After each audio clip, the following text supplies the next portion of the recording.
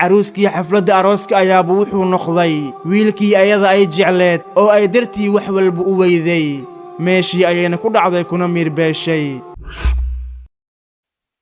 السلام عليكم سلام كدب كسو دواده موقال عصب موقال كان وحان إذن كسو قدبين دونا كسك الله حانون بدن قصدان موضوع هذا وحو يهي وحان جعل هذا قائن waxay ahayd gabar 20 jir ah oo ka soo jeeda qoys sabool ah waxayna dareentay rabitaankeeda inay shaqayso si ay aabaheedu uga caawin lahayd culayska maciishada waxayna ku adkaysatay inay shaqayso iyada oo magaalada ay degan tahay ay ku yar yihiin gabar shaqo aado haddana ma aysan u joojin waxayna ka shaqayn jirtay farmashiyo ku yaala isla magaalada ay degan tahay waxayna ahayd gabar aad u bulsho ah oo aad u jecel sheekaysiga dadka waxa kaloo ay jecleed inay xal u hesho dhibaato kasta uu qof u sheegto iyada oo mar walba dadka u dhageysata si taxaddar leh oo daacadnimo ku jirta waxa lagu soo barbaariyay inay dadka kaalmeyso cid walba sirta u qariso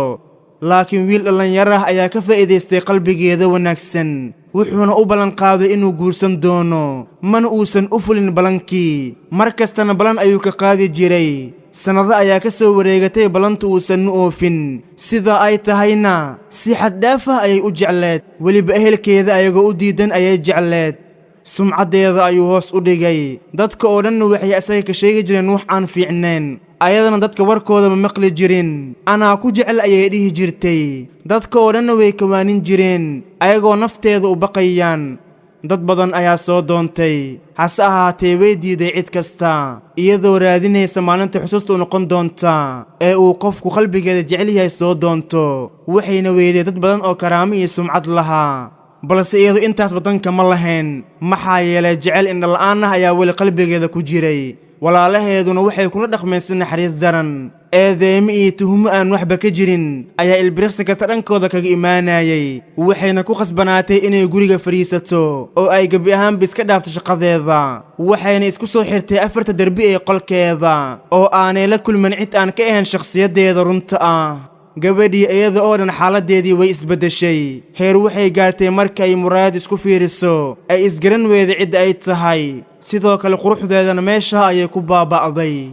maalin ayaa wiilkii ay jecleed gabar yar oo isaga walaashiyah u soo diray telefoon u soo dhiibay si ay ula hadasho marka ayuu wuxuu ka codsaday inay guriga ka soo dhuumato si ay isla baxsadaan codsigiisii ayay la fajacday wayna naxday wayna ka diiday laakiin reerkeeda way garaaceen waxayna u sababeeyeen gabartii yar maxay ku soo booqatay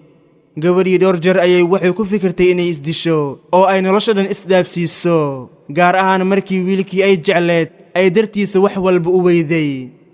ugu dambeyntii maalin maalmaha ka mid ah gurigii ayay ka soo baxday si ay u aado isbitaalka iyadoo ay la socoto hooyadeeda weliba iyadoo aad u xanuunsan garanayna cudurka haya si lama filaanah ayay waxay u aragtay xaflad aroosa oo aad u weyn marka ayay ku dhahday maashaa allah way hambalyeysay una ducaysay waxayna alla ka bariday qofka ay jeceshahay inay sidan oo kale isu helaan laakiin maxaa dhacay